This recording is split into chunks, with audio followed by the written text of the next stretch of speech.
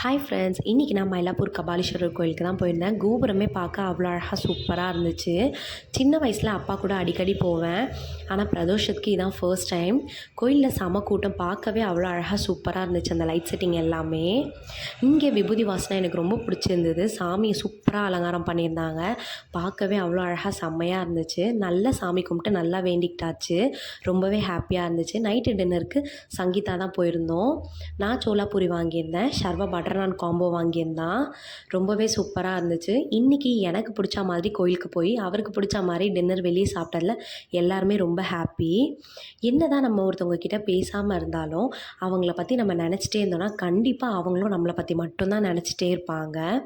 இதை நான் நிறைய தடவை ஃபீல் பண்ணியிருக்கேன். எனக்கு ரொம்ப அதிகமாக நடந்திருக்கு. அவருக்கு ஸ்ரீகிருஷ்ணாவில் மைசூர் பாக்குனா ரொம்ப பிடிக்கும். ஸோ அதனால் வாங்கிட்டு வந்திருந்தேன். ரொம்பவே சூப்பராக இருந்துச்சு. நம்மளோட சேனல் சப்ஸ்கிரைப் பண்ணுங்கள், பெல் பட்டனை கிளிக் பண்ணுங்கள், மறக்காத லைக் பண்ணுங்கள்.